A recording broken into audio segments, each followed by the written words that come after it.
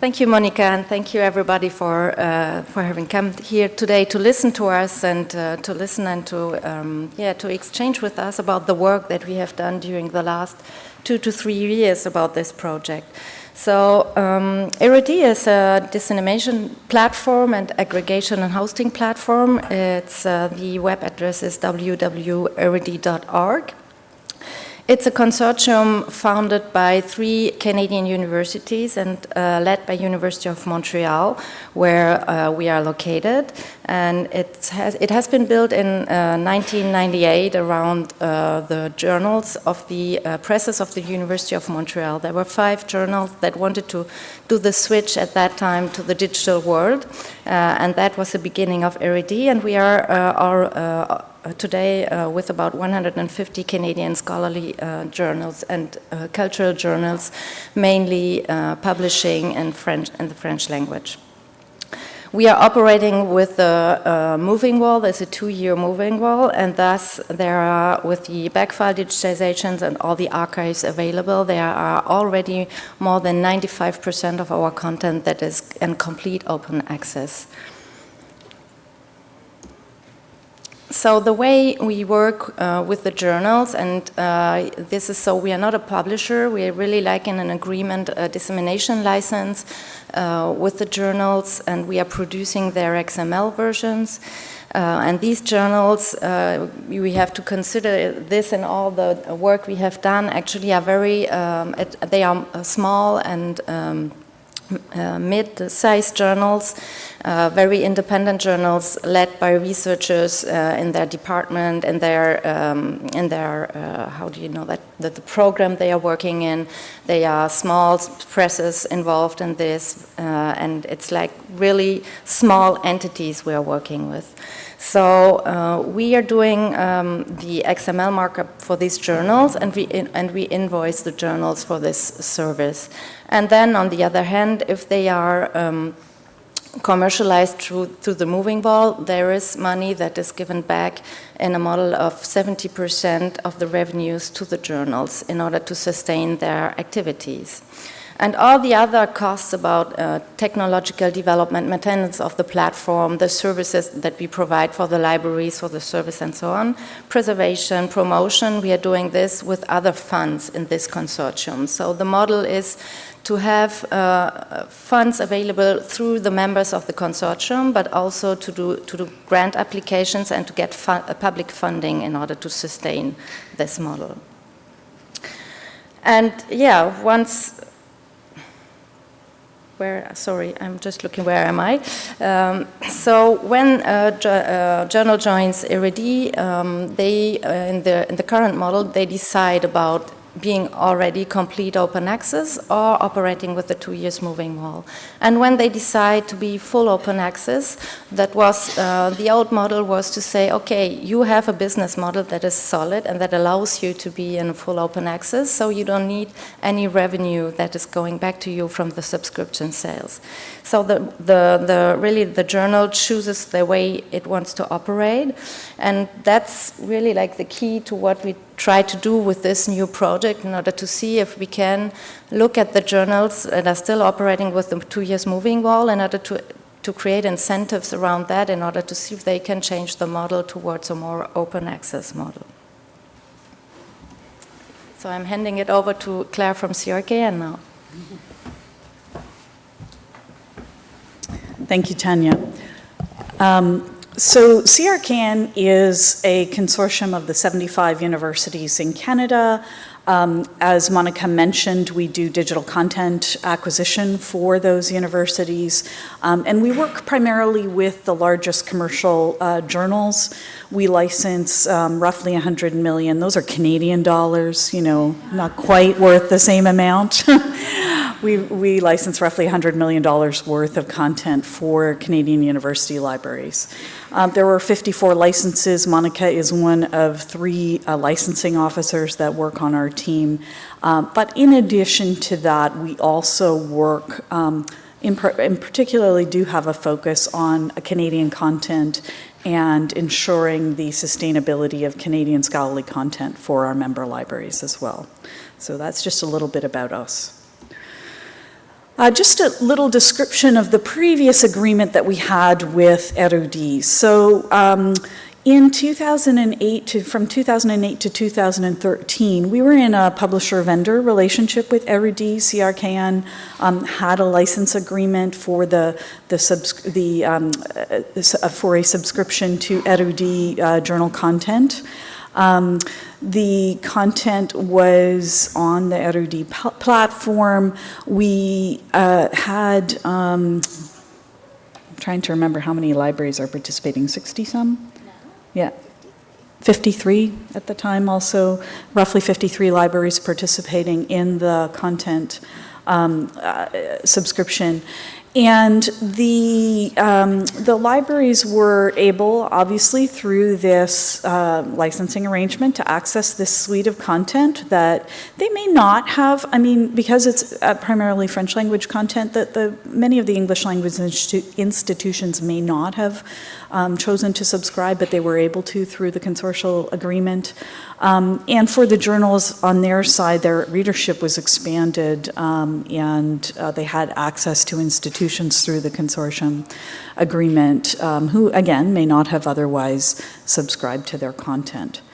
The challenges then in that relationship were that as an aggregator of smaller society scholarly journal content, Erudi ended up being compared and put on the same level playing field as some of the largest commercial publishers, and so that becomes a problem for their journals in particular. And then, from the library perspective, libraries then are continuing to finance a closed system of knowledge, closed access to knowledge, which in particular for Canadian scholarly output, we're not too keen to be doing. So some of the key aspects of that partnership were that we would have access to all the scholarly journals that are on the Erudi platform. As we move to make this transition to our new partnership, what were the transitional issues that we were looking at? So, I mean, we had access to all the scholarly journals on the platform previously, but now the shift is to the relationship and to the I'm sorry, I'm reading off the slide. So this is sorry. There are two slides in front of me here, one of which is actually the slide you're looking at, and one of which is the next slide, and I'm already speaking to the next slide, so forgive me. I'm going to go back to this slide. When we looked at this partnership, there were 5 elements that we were going to explore as we changed the relationship. So one was to continue access to content, one was to enhance our support for Canadian publishing. We wanted to change the relationship and to develop a governance and participation model that would shift as we change that relationship, and finally to bring these large groups of together in ways that were possible because of the kinds of organizations that both CRKN and Erudi are. So I'm just going to go on to my detailed slide about access to content.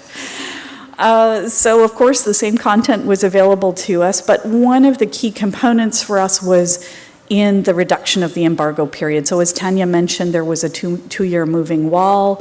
The goal, and this is a 2-year arrangement that we started with, the goal of that 2-year partnership was to take the moving wall from 2 years down to 1 year at the end of the 2 years of this partnership agreement, with ultimately a goal to continue to move towards fully open access content. So I think it would be fair to say that the libraries on the CRKN side were very aware that there needed to be a transition period. There does need to be a transition period, that this cannot happen overnight, and that we need to support publishers as we go through this transition. Another key component for the agreement was this access to data and metadata for research and data mining purposes, which is possible because of the Erudi platform. So in terms of supporting Canadian publishing, clearly the researchers and faculty at our own institutions are the scholars who are contributing to these journals, so we are certainly in a position as Canadian academic libraries to want to support that initiative and their output. In the international context, this is specialized content. It's focused on Canadian, it's French language research, it's humanities and social sciences, and clearly there's a limited market for commercialization of such specialized content. So it's not content that is easily marketed outside of Canada, although there is some subscription revenue that does come from outside of Canada. So the notion was that without a change in perspective, many of the libraries that were participating in this license agreement would not continue to subscribe, and that the content then wouldn't potentially not be viable to publish. It would just not be financially sustainable because the largest subscription revenue was coming from CRKN members. And that would ultimately result in a loss of important Canadian content. And I think, from the perspective of Canadian journals and Canadian scholarly production, the quote that we have up here is from Dr. Vincent Larivière, who is the Canada Research Chair on the Transformation of Scholarly Communication. His quote is, "International journals are much less likely to publish articles with local, or one might cynically say, non-American themes." So that's Vincent's quote, not mine. Not that I don't believe it, but that, So what were we doing? We were changing the relationship, as we've talked about, from the customer-vendor relationship to a partnership agreement. And that really resulted, and it took us a year and a half, and I think this is important to say, to acknowledge that these things don't happen overnight, that they take time. We went back and forth, it was almost 2 years really, of trying to find how could we change the relationship? What would it take? What were the elements that were necessary? And there was a give and take on both sides. So really developing that, changing that relationship so it becomes a partnership instead of a back and forth. I know Monica's sitting here saying, you were running out of time. Emphasis is on working together, and I'm going to pass it on to Tanya in a moment here, with both of our parties being flexible and open to changes, and on the collaboration and really working on those terms together. So I'm going to pass it on to Tanya to talk a little bit more.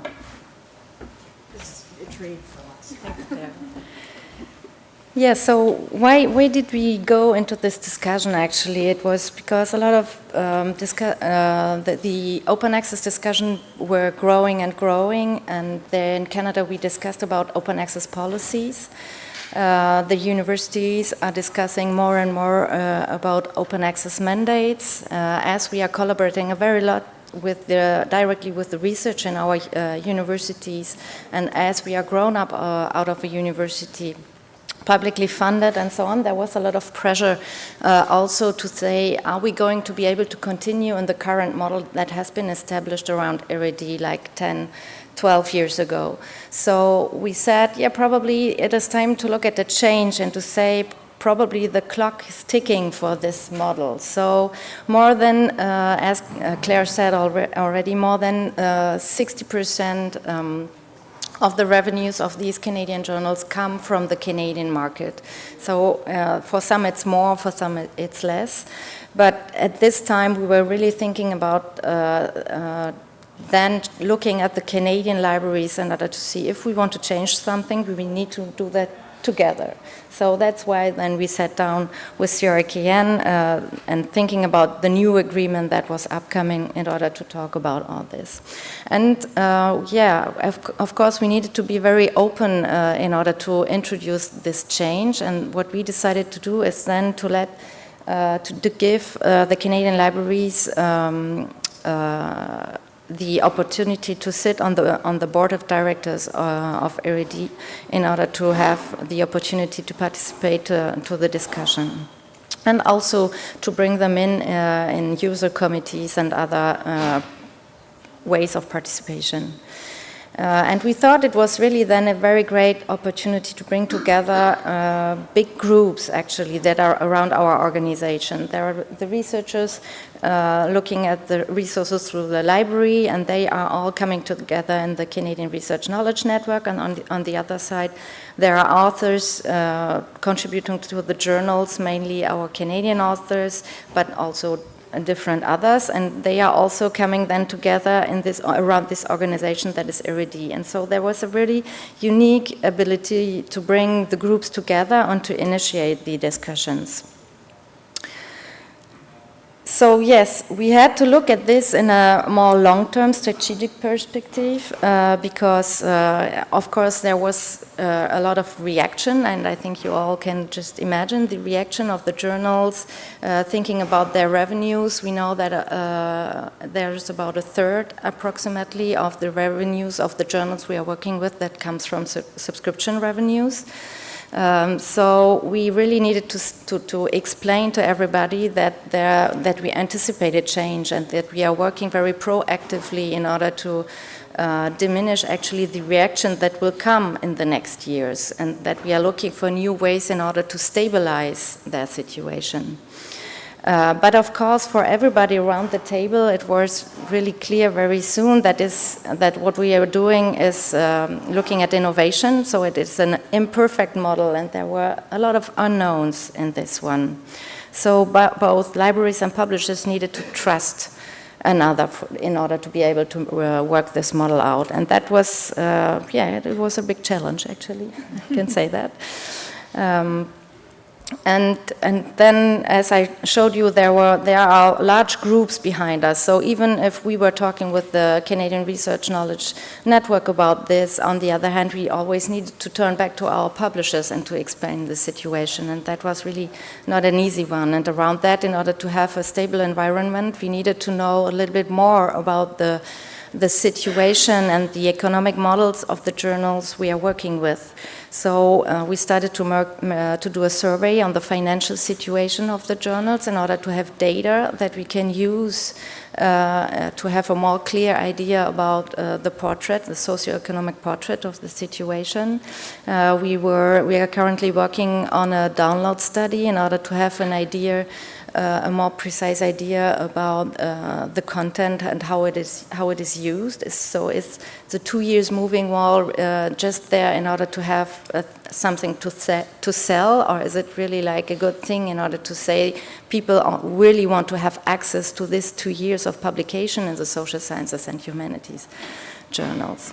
And yeah, so also this open access discussion really changed the way IRIDI is working with the journals, because on the other hand, we need to, we think if you would like to have a stable environment, we also need to provide new technology in order to make it for the journals viable to survive in this open access environment. So to reduce, for instance, the production costs for the XML conversion, to have new ways in order to convert to new formats as EPUB and so on.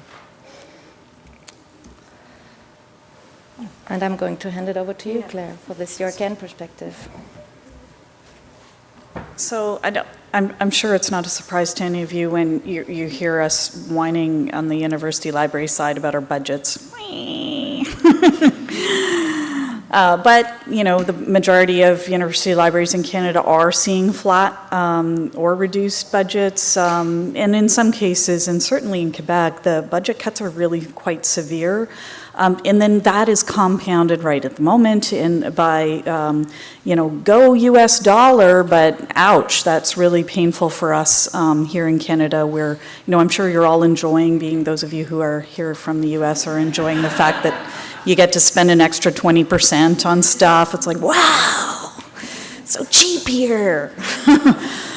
Yeah, and then we're buying, those same, I said that $100 million figure, 2 years ago that was $80 million for roughly the same content. So it's part, there's roughly 20 20% increase there. So that's our challenge, and certainly was one of the elements that went into the consideration of how can we keep this going in a way that isn't going to that will continue to support the journals.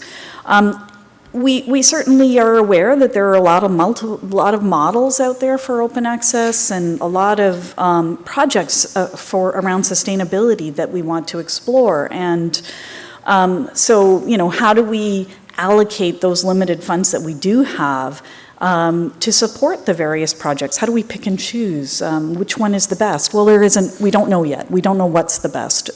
We do at CRKN participate in Knowledge Unlatched, for example, and we participate in this project. And, I think we are, to talk about risk, we're willing to take some risk at this point to explore models that might prove viable and over the long haul. So I think that would be one of the challenges that we were exploring.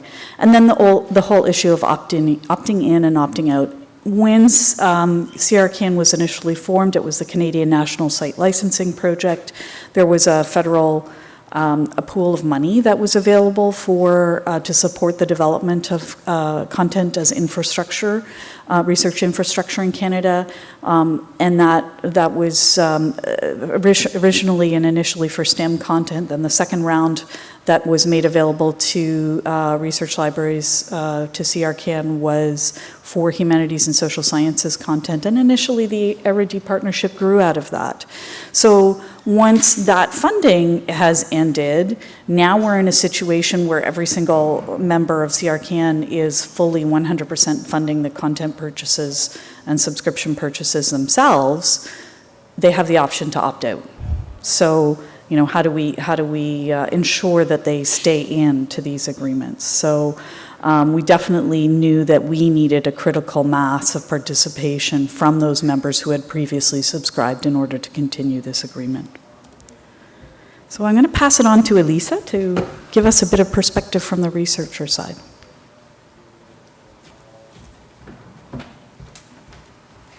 Hello, can you hear me all right? Good. Okay, I'm going to time myself so I don't steal all the question period time. Hi, I'm Elisa Arbuckle from the University of Victoria, and I'm going to be speaking from the research perspective more on open access and the need for coordination, less on the CRKN Erudit partnership in particular. There we go. So I work with a research group called Implementing New Knowledge Environments, or INK. And INK is a collaborative group of researchers, organizations, and partners who are working together to explore themes of open social scholarship, digital humanities, scholarly communication, electronic text, etc. Primarily, we're based in Canada, although we do have researchers and partners in the States and internationally. The first iteration of the research group has run from 2008 to 2016, funded by a Social Sciences Humanities Research Council Major Collaborative Research Initiative grant, which is a total mouthful, but we are very, very grateful for it. And the research project is directed by Dr. Raymond G. Siemens, who is based at the University of Victoria. Moving forward, our group is changing, is transitioning. We're going to be pursuing 4 different streams of activity: knowledge mobilization, policy engagement, alternative modes and methods, and collaborative development. But our focus will be on open social scholarship. So if you're interested, check us out online, ink.ca. We're also on Twitter, and we'd love to connect with you. So thinking about open access from a researcher perspective, in my mind, there are obvious challenges, obvious benefits, and then some requirements for uptake. So when I think about the challenges for researchers, they fall into these kind of rough categories. So there are some cultural and institutional concerns. Just to be totally transparent, I work in the humanities, so this is probably a little bit more, this resonates more with humanities researchers than maybe my colleagues in science, but there are some concerns about prestige and reputation. There's sort of a false idea that open access publishing, is less prestigious than closed publishing. There's also some concerns that quality assurance and peer review can't happen with open access publishing, which is sort of illogical to me, but we do hear this a lot. Tenure and promotion boards have also been instrumental in stopping the spread of open access publication, and they're oftentimes reinforcing these ideas about lack of prestige. There are some communication barriers, so there is really limited discourse between disciplines, and there's this myth that my colleagues in physics are doing radically different work that I'm doing, and there's not an acknowledgement of what I consider to be shared research practices. So even though the content is different, the research practices themselves might be similar. And we really can only facilitate those sort of activities, those interdisciplinary activities, if we have access to each other's data sets. We can't really work across closed systems. Another challenge for researchers considering open access publication is really the lack of universal infrastructure and the lack of standards. I know standards have been talked about a lot at SSP, so I'll just talk about them for another 30 seconds or so. But a lot of researchers are really uncertain or unaware of how to publish open access. They do really need this one-stop shop. There's a lot of fear about institutional repositories, for instance, and about archiving in an institutional repository. This is especially pressing, I would say, for people who are perhaps postdoctoral fellows, who are with an institution for 1 year or 2 years, and who will soon be moving on to another institution for maybe a longer amount of time. And there's some fears that, okay, if I archive, if I publish or store my work in this institutional repository, what happens when I leave? Do I get to take it with me? Is it closed? Is it locked there? Do I get to republish? And these are really real fears for early career scholars and early career professionals.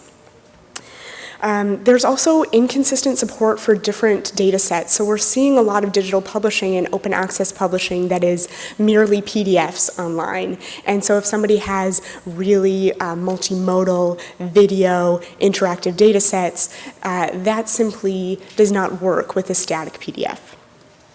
So moving on to the cheerier part, benefits for researchers. So I think for me, what the greatest benefit of open access publishing for a researcher is the widespread dissemination of your own research and the opportunity to contribute to a pool of knowledge. To me, this is really what's at the heart of scholarship and what scholarly communication itself, going back to the earliest science journals, Journal des Savants and others, what they were all about. There's also opportunity for public engagement. Here in the Canadian context, we hear a lot of universities just, funding cuts, partially because universities and researchers have not successfully articulated the value of their research and the value of their data because so much of it has been closed, so much of it is unshareable. There's increased visibility, which, again, for an early career professional or early career scholar is really, really key. The chance to actually build your reputation and build your visibility with your colleagues and with others. Of course, the potential for other researchers to build on your work, to take your results and remix them, is key to the development of knowledge and scholarship, and the flexibility and autonomy that can come with open access publication. So if I am, for instance, teaching a course and I've published an article in a subscription only or a closed journal, and then I want to teach this research to my own students in my own course, if my institution doesn't have a subscription, I might not be able to teach my own research legally, which seems like a contradiction in terms, at least to me. Now, what are the requirements for uptake, for wide-scale researcher uptake of open access models? Again, to harp on about this, universal standards and guidelines, there really needs to be a clear path forward. So with digital publishing, for instance, the Modern Language Association, or the MLA, quite a few years ago now, put out a statement on electronic publication or electronic publishing, which basically said, this is viable, this is real, this is credible, go forth. And that was really key for digital publishing, to have that rubber stamp, even if it seems to be only a name. That was actually very, very important.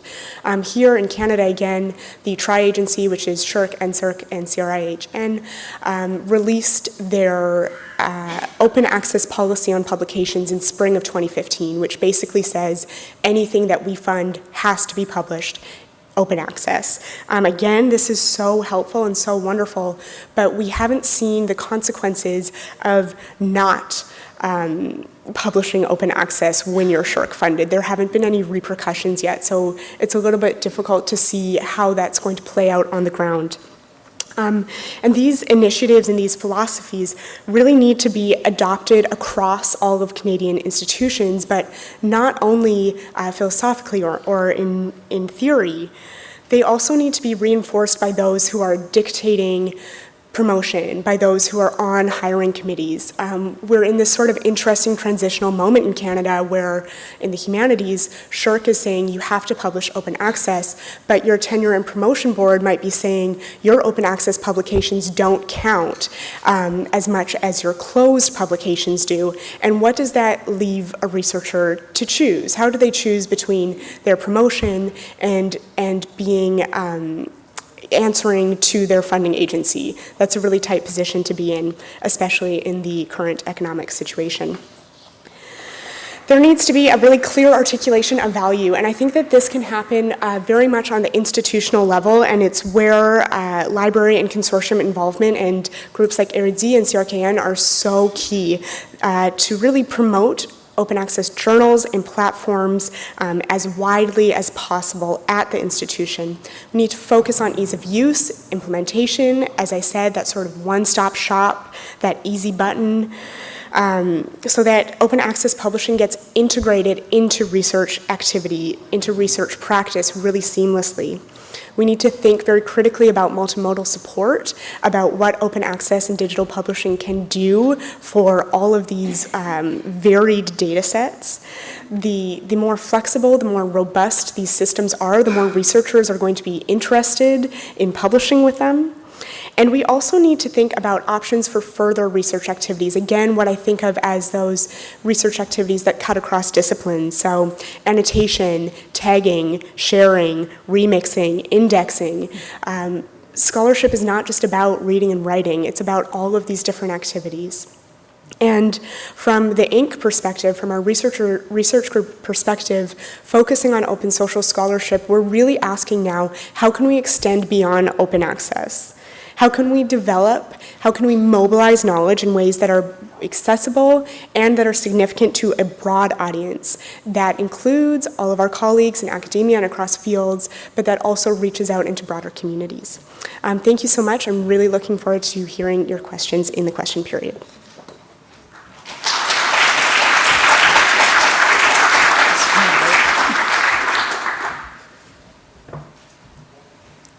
Wow, it's really hard to follow Elisa. It's so interesting. So what are the future directions? What are we doing with this partnership? Where are we going? So the agreement that CRKN and ERID currently has expires at the end of 2016. So we're working on what the relationship and what the model will look like as we go forward into 2017 and beyond.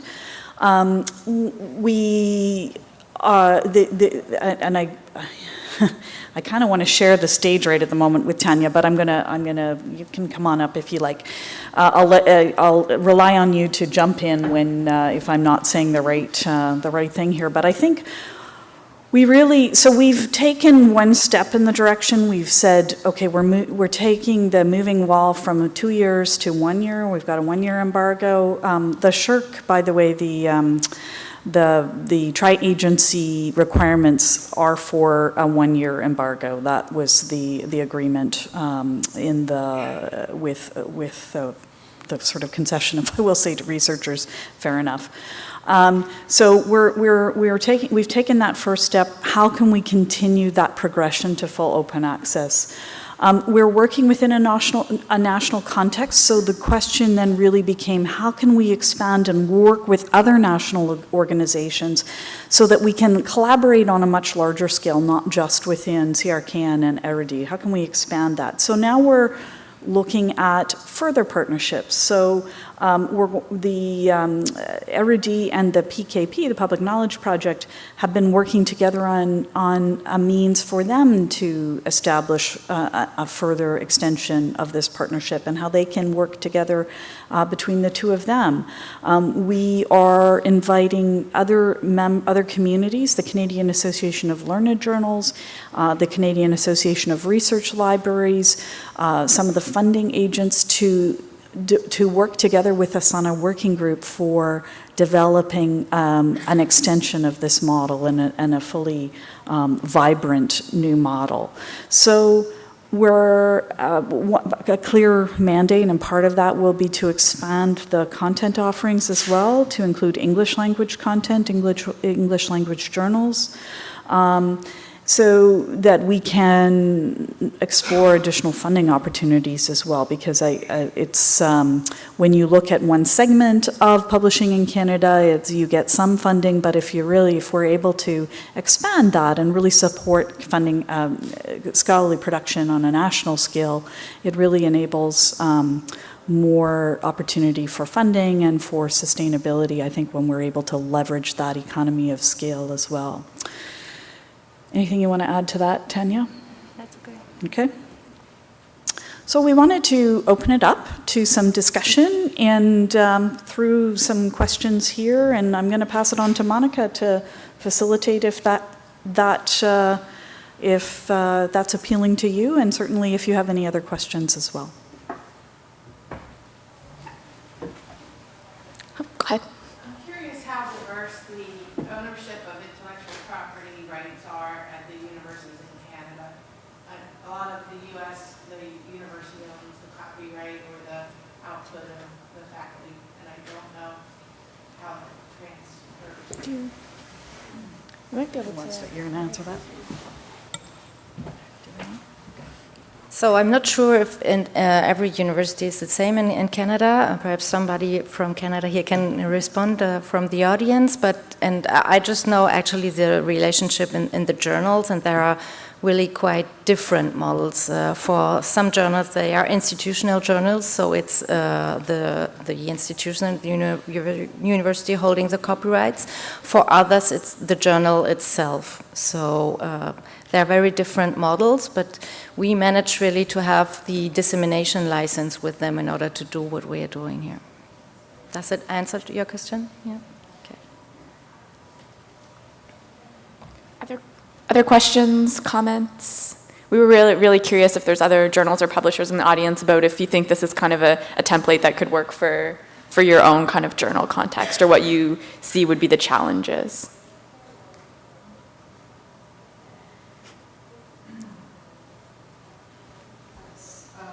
So as we spoke at breakfast this morning, I work for the Missouri Botanical Garden, and we publish 2 quarterly journals.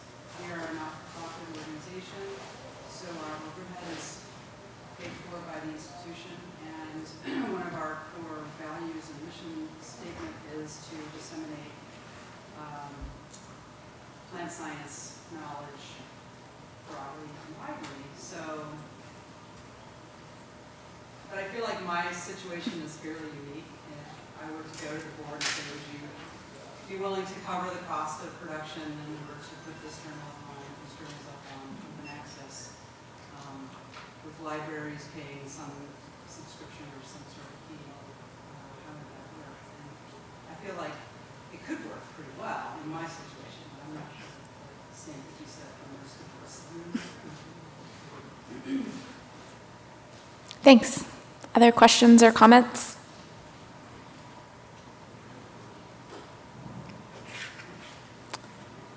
Go ahead.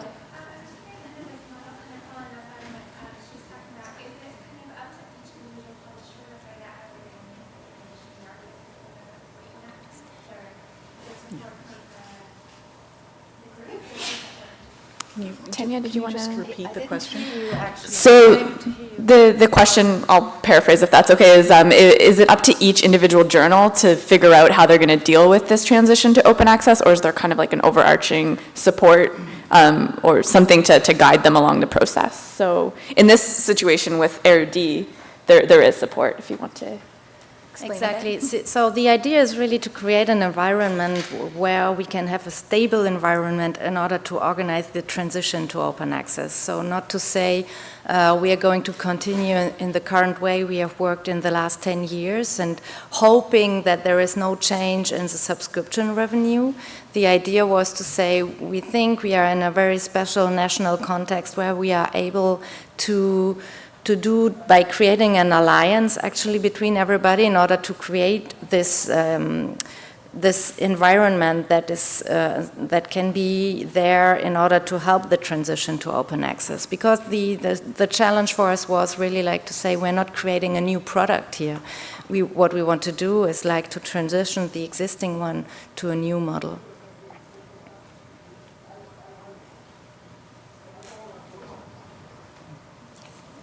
In the back. So just to offer a library perspective here, in this case, we're a small university library that has been, it is a CRPM member and has been an area review participant over the years. I think just to speak to that second bullet, and we lived through this, to me, one of the biggest challenges with this kind of model is finding a balance. There's a real tension between this idea of supporting a common good, and really this is what this kind of model offers. There's a real good citizenship piece to this. Balancing that within the individual libraries where you really also need to find a value proposition that speaks to your users and lets you justify, for us anyway, is quite a significant expenditure for AirD. So that, to me, that was our big challenge last time around. We're a little nervous about the renewal of the CRD partnership and waiting to see what is going to be coming our way. And I'm thinking that I will have again a challenge to sell it to my people at my university on that basis. So I think that's a big challenge.